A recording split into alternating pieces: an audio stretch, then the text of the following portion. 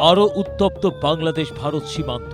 ভারতের নয়াদিল্লিতে BJP BSF এর উচ্চ পর্যায়ের বৈঠক যখন চলছিল, ঠিক সে সময় সীমান্তে বাকবিতণ্ডা ও গোলাগুলি নিয়ে দুদেশের সীমান্ত রক্ষীদের মধ্যে চলে উত্তপ্ত বাক্য বিনিময়।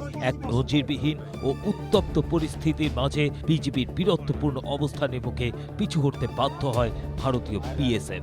একই সাথে স্থানীয় হাজার হাজার সীমান্তবাসী লাঠি নিয়ে বিজেপির পাশে দাঁড়িয়ে প্রতিরোধ করে দেখিয়ে দেয়, আমরা এক এবং অভিন্ন। বৃহস্পতিবার সীমান্ত সম্মেলন আনুষ্ঠানিকভাবে শেষ হচ্ছে, তবে আলোচনা তেমন ফলপ্রসূ হয়নি।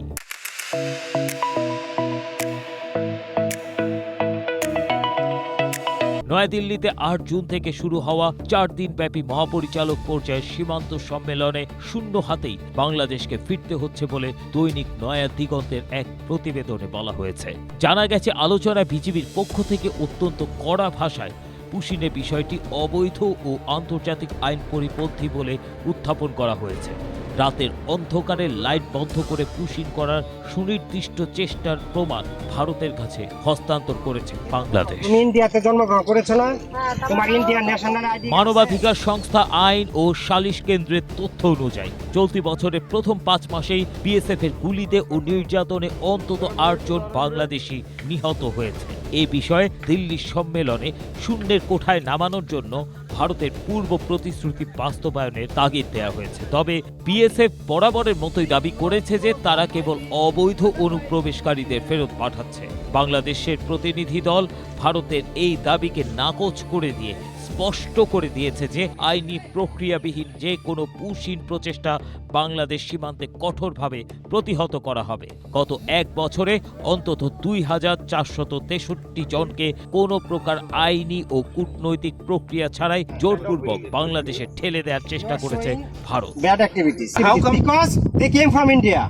দৈনিক নয়া দিগন্তের প্রতিবেদনে আরও বলা হয়েছে, জামালপুরের বক্সিগঞ্জের ধানুয়া, কামালপুর ও লালমনিরহাটের দুর্গাপুর সীমান্তে পুশিনের সময় দুই বাহিনীর মধ্যে চরম উত্তেজনা তৈরি হয়।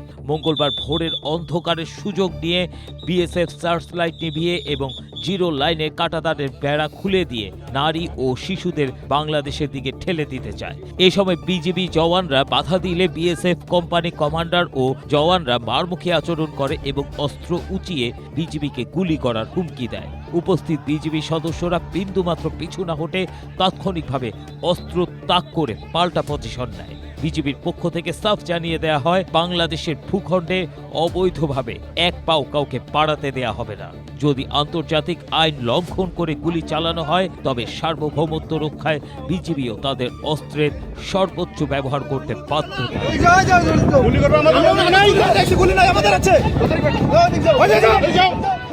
বিশেষজ্ঞরা বলছেন, বিজিবি এখন দেশের সীমানা রক্ষায় যথাযথ পেশাদারিত্ব দেখাচ্ছে। তবে এই সামরিক উত্তেজনার পাশাপাশি বাংলাদেশকে কূটনৈতিক ফ্রন্টেও অত্যন্ত শক্ত অবস্থান নিতে হবে। তাদের মতে, নয়াদিল্লিতে যখন দুই দেশের শীর্ষ পর্যায়ে সীমান্ত বৈঠক চলছে, ঠিক সেই মুহূর্তে সীমান্তে বিএসএফ এই পুশিনের হিড়িক ও গুলির হুমকি অত্যন্ত অশোভন এবং এটি মূলত বাংলাদেশের উপর এক ধরনের মনস্তাত্ত্বিক ও ভূ-রাজনৈতিক চাপ সৃষ্টির অপচেষ্টা।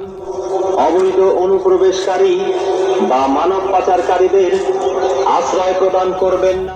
ABM Asaduzzaman, Asia post.